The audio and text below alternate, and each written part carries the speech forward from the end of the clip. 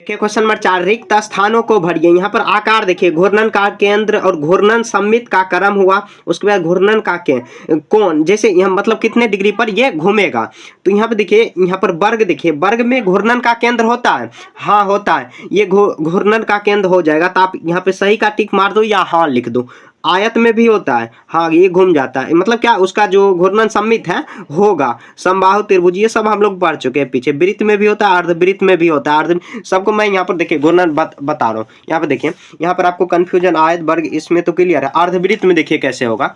तो अर्धवृत्त में अगर इसको हम लोग क्या करेंगे, ऐसे अर्धवृत्त बना दिए, इसको अगर घुमाएंगे तो ये ऊपर से चल जाएगा, अब फिर से इधर घुमाएंगे तो इधर आ जाएगा, इधर मतलब क्या सब होगा उसमें। तो हम लोग लिख देंगे हाँ, समझ गए। अब देखिए घूर्णन सममित का क्रम कितने बार हम लोग घुमा सकते हैं, जितना शीर्ष होगा उतना घुमा सकते हैं हम लोग। तो यहाँ पे देखिए घूर्णन इसमें क्रम कितना हो जाएगा। तो यहाँ पर देखिए वर्ग में भी 4 शीर्ष होता है, 4 लिख देंगे। आयत में भी 4, सम चतुर्भुज में भी 4, तो 4 हम लोग लिख देंगे। ठीक है। समबाहु त्रिभुज, त्रिभुज में 3 शीर्ष है ना, तो 3 लिख देंगे।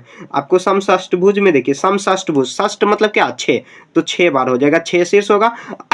सॉरी यहाँ पर देखिए वृत्त है, वृत्त में देखिए कोई शीर्ष नहीं होता, तो इसमें संभव नहीं है, तो इसे हम लोग लिख देंगे, या असीमित लिख देंगे, ऐसे भी लिख सकते हैं। अर्धवृत्त में देखिए, अर्धवृत्त में मतलब कितना शीर्ष एक तरह से बन जाएगा।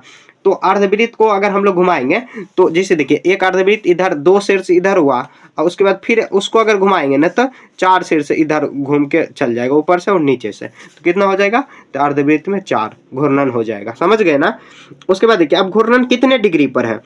जैसे देखिए वर्ग है, वर्ग को अगर घुमाएंगे, आपको बाकी है वो खुद प्रैक्टिकल कर लेना, मैं बता रहा हूँ। अगर वर्ग को घुमाएंगे, मान लीजिए यहाँ से हम घुमा रहे हैं, अब घूम के फिर से देखिए ये जो घूमने वाला है ना नीचे आ जाएगा, कितना पर 90 पर घूम रहा है, फिर से ये वाला पॉइंट है घूम के इधर आ जाएगा, फिर से यहाँ पर, तो कितना डिग्री पर घूम रहा है, तो ये 90 डिग्री पर, तो 90 डिग्री आपको लिख देना। इसमें भी आयत में भी 90 बनता है, 90 यहाँ पर भी 90 बन रहा है ना, 90। और उसके बाद देखिए समबाहु त्रिभुज, समबाहु त्रिभुज, समबाहु त्रिभुज में देखिए टोटल कितना होता है, तो कोण लगभग होता है 180 डिग्री, 180 डिग्री होता है, लेकिन यहाँ पर घूमेगा कितना डिग्री पर।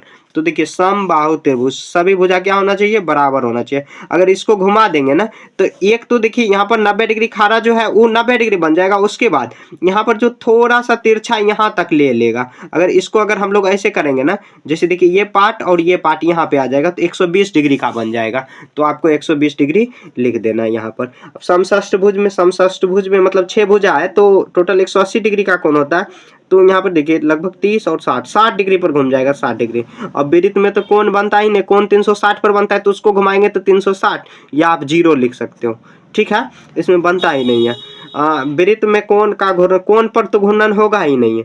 अर्धवृत्त में भी देखिए, अर्धवृत्त पर अगर घुमाएंगे तो यहाँ पर देखिए ये कितना टोटल देखिए कितना डिग्री का बनता है। तो अगर वृत्त बनाते हैं तो कितना पर बनता है, तो 360 पर, और उसका आधा कितना होगा, तो 180। अगर घुमाएंगे तो और भी उसका आधा हो जाएगा, तो ये कितना डिग्री का हो जाएगा, 90 डिग्री। ठीक है, ऐसे आपको बना देना, ज़्यादा माथा नहीं लगाना। मैं बार बार कर रहा हूँ, इस चैप्टर में ज़्यादा दिमाग नहीं आपको चलाना।